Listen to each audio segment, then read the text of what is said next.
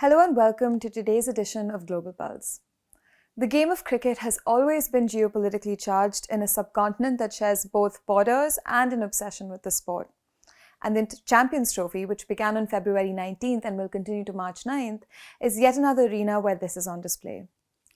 Cricket-mad Pakistan's nearly three-decade wait to host a major global championship ended on Wednesday, but the celebrations have been laced with disappointment because of the absence of a familiar rival. India, reports the New York Times. While 8 teams are competing in the Champions Trophy, only 7 will play in Pakistan. India will play its matches in the UAE, the first of which will be on Sunday. The subtext-laden Pakistan-India cricket rivalry is one of the greatest and fiercest in sports, the New York Times explains. Hundreds of millions of people around the world will tune in to every clash between the neighbours whose cricket teams have become symbols of national identity. While the cricket authorities in both India and Pakistan seem satisfied, many fans in Pakistan are disappointed, according to NYT, which then goes on to list out all of the reasons why India won't play in Pakistan, going all the way back to partition, the dispute over Kashmir, and the nuclear arms race.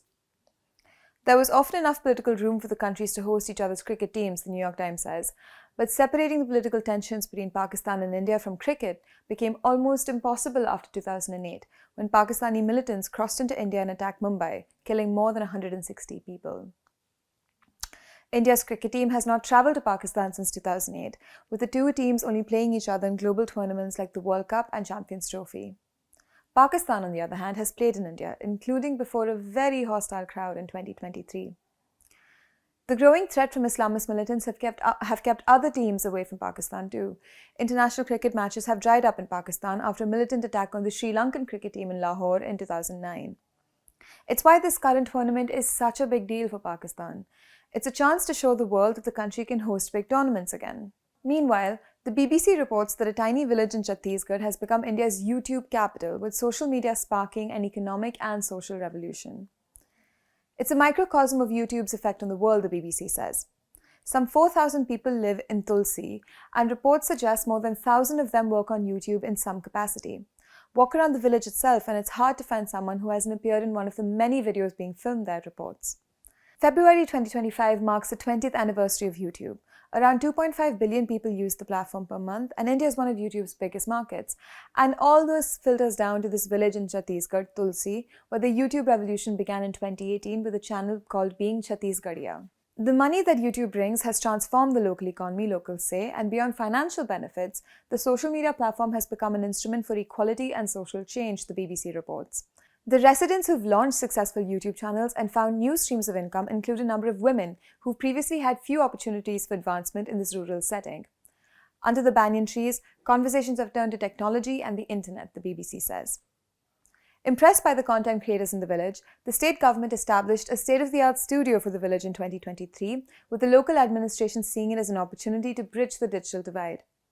In Tulsi, YouTube has paved the way for women to take centre stage in this technological revolution, reports the BBC. According to Draupadi Vaishnu, the former Sarpanch or village head of Tulsi, YouTube can play a crucial role in challenging biases and changing societal norms in India, where domestic abuse remains a prevalent issue. The Economist writes about the face-off between the US and Russia at Aero India, one of India's biggest air and defence shows held last week in Bangalore. Military officials and arms makers gathered there to mostly tout their wares to India, which is the world's biggest arms importer and is steadily diversifying away from Russia as its main supplier, The Economist says.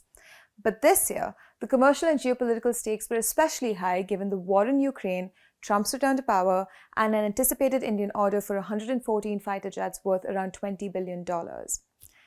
The Russian and American delegations carefully avoided direct contact, but in conversations with The Economist, they readily badmouthed each other's wares, the article says. The Russians and Americans were equally caustic about each other's fighter jets, the Su-57 and F-35 respectively. Although India has lately bought more American arms, including helicopters, transport planes and drones, it has resisted buying American fighters, which would bind it into a complex technological ecosystem for decades. India's most recent fighter order was for 36 French Rafales in 2016. Its other fighters are mostly of Russian origin, the story says. India has some hard choices to make, the story says. Brace for some diplomatic aerobatics in the months ahead, it warns. Another article in The Economist reports on India's other little-known infrastructural revolution, its rural roads network. Since the turn of the century, and especially in the past decade under Narendra Modi, the Prime Minister, India has rapidly expanded its road connectivity, The Economist says.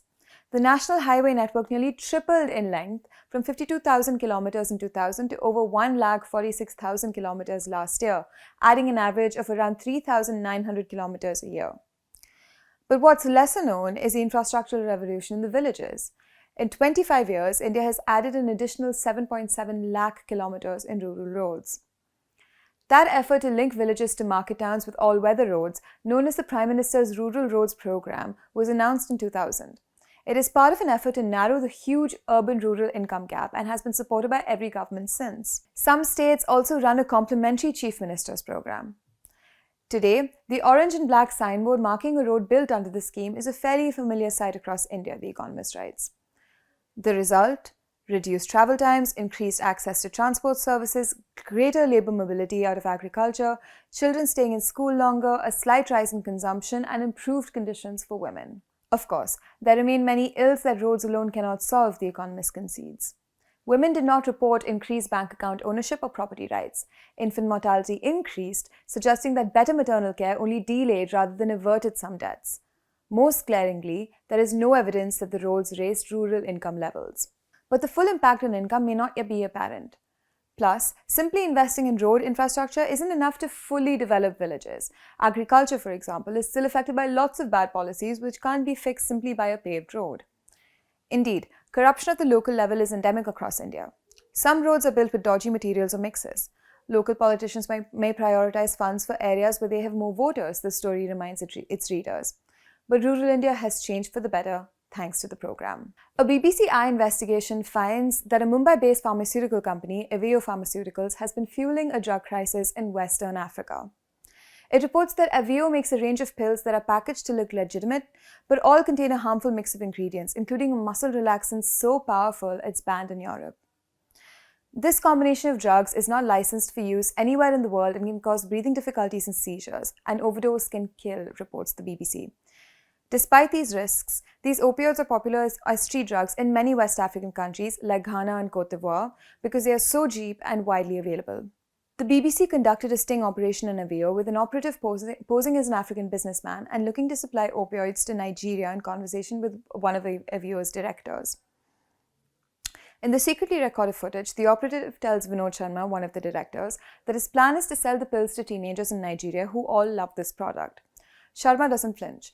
Okay, he replies, before explaining that if users take 2 or 3 pills at once, they can relax and agrees that they can get high. Towards the end of the meeting, Sharma says, this is very harmful for the health, adding nowadays, this is for business, reports the BBC. It is a business that is damaging the health and destroying the potential of millions of young people across West Africa, the article continues to say.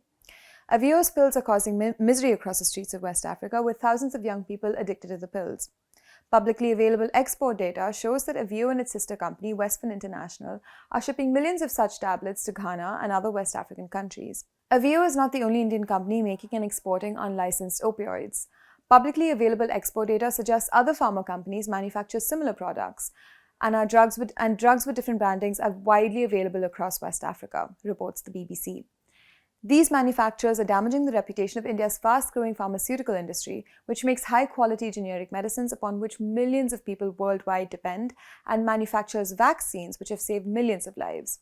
The industry's exports are worth at least $28 billion, the BBC reports. This is Vandana and thank you for watching The Print.